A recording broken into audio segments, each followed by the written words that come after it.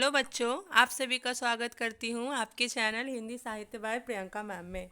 आशा करती हूँ आप सभी अच्छे होंगे। आज पढ़ेंगे हम लोग मीराबाई के जीवन परिचय के बारे में।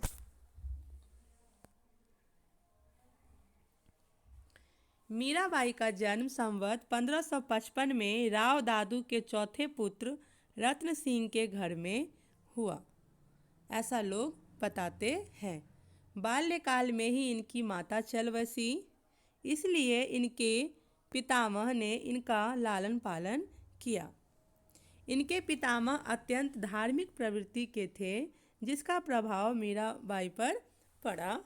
बचपन से ही साधु संतों की संगति और दर्शनों के कारण इनके हृदय में भगवत भक्ति के अंकुर फूट पड़े।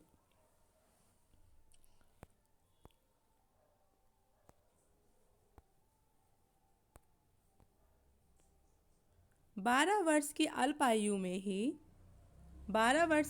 आयु में ही मीरा का विवाह मेवाड़ के महाराणा सांगा के ज्येष्ठ पुत्र भोजराज से हो गया, किंतु मीरा अधिक देर तक दाम्पत्य जीवन का सुख न भोग सकी और जल्द ही विधवा हो गई। अब मीरा का अत्यधिक समय साधु संतों की संगति में बीतने लगा। राजकुल पहले ही इनके आचार व्यवहार से रुष्ट था। पति भोजराज व महाराणा सांगा ससुर की मृत्यु के पश्चात तो मीरा पर अत्याचार और भी बढ़ते चले गए। परिणाम स्वरूप मीरा ने राजमहल त्याग दिया। इनकी प्रमुख रचनाएं हैं नरसी जी का मायरा, गीत गोविंद की टीका, मीरानी गरबी, मीरा के पद, राग सोरठ के पद, रास गोविंद तथा मीरा की मलार और कुछ फुटकर पद आदि उल्लेखनीय रचनाएं हैं। मीराबाई के फुटकर पद लगभग 200 के करीब हैं। कुछ काव्यगत विशेषताएं हैं, वो भी देख लेते हैं।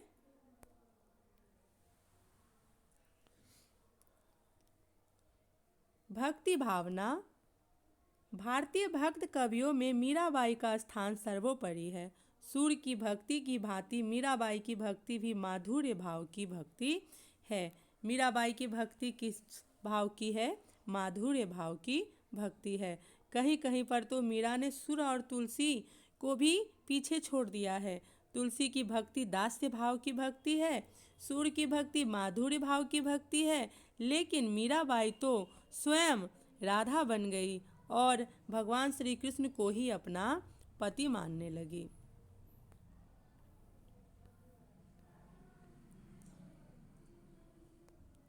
विरह भावना। मीरा के काव्य में श्रृंगार वर्णन हुआ है। मीरा के काव्य में संयोग की अपेक्षा वियोग पक्ष को अधिक स्थान प्राप्त हुआ है। मीरा के विरह की अनुभूति विस्तृत एवं गहन है। विरह वर्णन की दृष्टि से मीरा का स्थान संपूर्ण हिंदी साहित्य में श्रेष्ठ है। इनका विरह वर्णन जायसी एवं सूरदास से बढ़कर है। तीसरा है रहस्यानुभूति। सगुण ईश्वर का पुजारिन होते हुए भी मीरा के काव्य में विभिन्न स्थलों पर रहस्यमयी भावनाओं का वर्णन हुआ है, इसलिए उनको रहस्यवादी कवयित्री भी कहा जा सकता है। चौथा है गीति तत्व की प्रधानता।